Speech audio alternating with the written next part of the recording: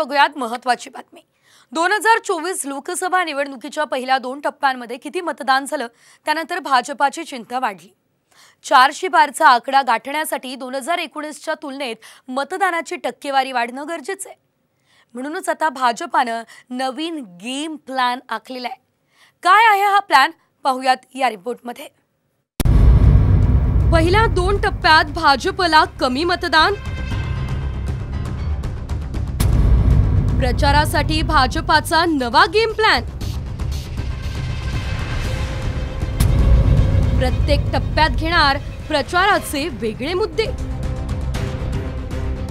अब की बार 400 पारचा नारा देणाऱ्या भाजपची चिंता चांगलीच वाढली आहे। लोकसभा निवडणुकीच्या पहिल्या 2 टप्प्यात कमी मतदान झाल्यामुळे भाजपाला 400चा आकडा गाठणं अवघड होताना दिसतंय। 2019च्या निवडणुकीत भाजपानं 37.36% मतदानासह 303 जागा जिंकल्या होत्या, तर संपूर्ण एनडीएला 44.87% मतांसह 352 जागा मिळाल्या होत्या। 2019च्या तुलनेत 400चा आकडा पार करण्यासाठी अंदाजे 18% मतांची वाढ होणं अपेक्षित आहे। मात्र 2019च्या तुलनेत यंदा पहिल्या 2 टप्प्यांमध्ये अनुक्रमे 3.44% आणि 2.74% घसरण झाली आहे। म्हणूनच आता भाजपानं आपल्या प्रचारासाठी नवा मास्टर प्लॅन आखलाय। आता निवडणुकीच्या प्रत्येक टप्प्यात प्रचाराचे वेगळे मुद्दे असणार आहे।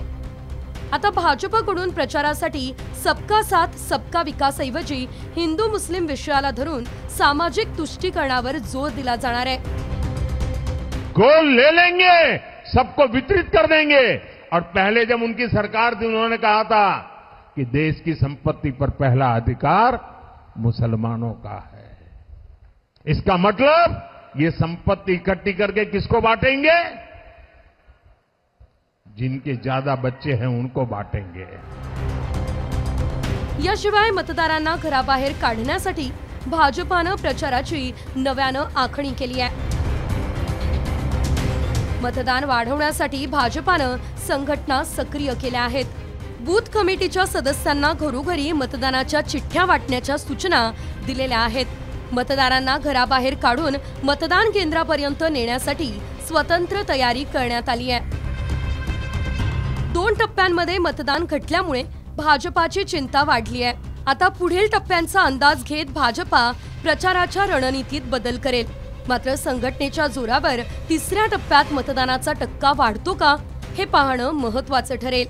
ब्युरो रिपोर्ट, साम टीव्ही न्यूज।